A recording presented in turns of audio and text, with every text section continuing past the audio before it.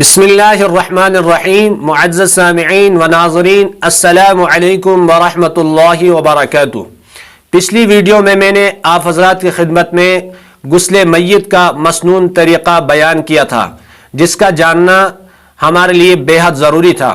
आज की वीडियो में आप हज़रात के सामने कफ़न के कुछ मसाइल ज़िक्र करूँगा। सबसे पहले ये याद रखना चाहिए कि जब मय्यत को गुस्ल देने से फारिग हो जाएंगे तो उसके बाद क्या करना है। तो उसके बाद मय्यत के पेट पर हाथ को फेरना है, थोड़ा सा दबाना है। जब दबाएंगे हो सकता है मय्यत से कुछ नजासत निकल आए। अगर नजासत निकल आती है तो उस नजासत को पूछा जाए और उसे साफ किया जाए और उसे धोया जाए। अब सवाल ये पैदा होता है, क्या अब वुजू लौटाने की ज़रूरत पड़ेगी या गुस्ल लौटाने की ज़रूरत पड़ेगी? बिल्कुल भी नहीं, वुजू लौटाने की ज़रूरत नहीं है और गुस्ल लौटाने की भी ज़रूरत नहीं है, बल्कि सिर्फ उस गंदगी, उस नजासत को साफ किया जाए, उसको पूछा जाए, उसको धोया जाए। बाकी गुस्ल और वुजू लौटाने की ज़रूरत नहीं है। अब उसके बाद जो है जब मय्यत से ये नजासत साफ करेंगे तो उसके बाद मय्यत को पोंछना है किसी कपड़े वगैरह से। तौलिया है तो तौलिया से मय्यत के जिस्म को पोंछना है। मय्यत के जिस्म पर अगर कोई पानी होगा, तरपन होगा तो उसको साफ करना है। उसके बाद मय्यत की दाढ़ी में, अगर मर्द है तो मय्यत की दाढ़ी में जो है अतर मलेंगे और उसके सर के बालों में अतर मलेंगे और उसकी पेशानी में, उसके नाक में और उसके हाथों में और उसकी हथेलियों में और उसके घुटनों में और उसके पांवों में अतर मलेंगे। लेकिन अगर औरत है तो उसके सर के बालों में अतर मलेंगे और उसके बाद हथेली में और पेशानी में और इसी के साथ साथ घुटनों में और पांवों में अतर मलेंगे। लेकिन आजकल मर्द भी औरतें ही बन चुकी हैं, क्योंकि उनकी दाढ़ी होती नहीं है। तो अब सवाल ये पैदा होता है कि अगर किसी मर्द की दाढ़ी नहीं है तो फिर क्या करेंगे? तो फिर उसको ऐसे ही छोड़ देंगे। अगर थोड़ी बहुत दाढ़ी है तो उसके ऊपर अतर मलेंगे, वरना उसके सर में अतर, सर के बालों में अतर मलेंगे और बाकी तमाम जगहों में अतर मलेंगे, जो मैंने जिक्र किया। अब इसको कफन देने की बारी आती है तो कफन के कुछ फजाइल जो है अहादीस के अंदर मौजूद हैं।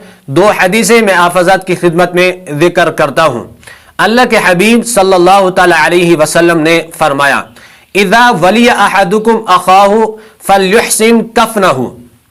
जब तुम में से कोई शख्स किसी भाई का जिम्मेदार हो, उसको चाहिए कि अपने भाई को अच्छा कफन पहनाएगा। मतलब यह है, कोई शख्स किसी का जिम्मेदार है और अब वो शख्स मर जाएगा तो मरने के बाद उसको बेहतरीन कफन देना है। दूसरी हदीस में अल्लाह के हबीब सल्लल्लाहु अलैहि वसल्लम ने फरमाया, वमन कफन मय्यतन कसाहुल्लाहु मिन सुंदुसिन व इस्तबरकिन फिल जन्नह। कि जो शख्स किसी मय्यत को कफन पहनाएगा तो अल्लाह तबारक व तआला उसको गाढ़े रेशम और बारीक रेशम का लिबास जन्नत में पहनाएंगे। इसलिए कफन देने में पहल करनी चाहिए। जब कोई शख्स मर जाए तो कफन देने की कोशिश करनी चाहिए। अब सवाल यह पैदा होता है कि तजहीज़ो तकफीन, कफन देना फर्ज है या वाजिब है या सुन्नत है या मुस्तहब अमल है? तो इसका जवाब यह है कि कफन देना फर्ज किफाया है। फर्ज किफाया कहते किसे हैं? फर्ज किफाया का मतलब यह है कि गांवों में अगर कुछ अफराद मय्यत को कफन देंगे, इस अमल को अंजाम देंगे, तो सारे लोगों के जिम्मे से यह अमल साकित हो जाएगा। लेकिन अगर कोई शख्स भी इस अमल को अंजाम नहीं देगा तो सारे के सारे गांव के लोग गुनहगार हो जाएंगे। मतलब यह है कि कोई शख्स मर गया, अब उसको कफन देना था, तो कफन देने गांव में कोई शख्स भी नहीं आया, तो अब सारे के सारे लोग जिम्मेदार हैं और गुनहगार हो जाएंगे। अगर कोई शख्स, मतलब दो चार आदमी आए, उन्होंने उसको कफन दिया, तो अब सारे गांवों के जिम्मे से यह अमल साकित हो जाएगा। मतलब यह है वो गुनहगार नहीं होंगे। अब सवाल यह पैदा होता है कि कफन कैसा होना चाहिए? तो इसका जवाब यह है कि कफन ऐसा होना चाहिए कि जिंदगी में जो शख्स عیدین کی نماز کے لیے یا جمعہ کی نماز کے لیے جو کپڑا پہن کر جاتا ہو تو ایسا ہی کفن بھی ہونا چاہیے. مطلب کفن اچھا خاصا ہونا چاہیے, کیونکہ جمعہ کی نماز کے لیے اور عیدین کی نماز کے لیے ہم خوبصورت کپڑا پہنتے ہیں, نیا کپڑا پہنتے ہیں, اچھا کپڑا پہنتے ہیں, اچھا لباس پہنتے ہیں, اس لیے کفن بھی اچھا ہونا چاہیے. لیکن اگر یہ عورت ہے تو اس کا کفن کیسا ہونا چاہیے؟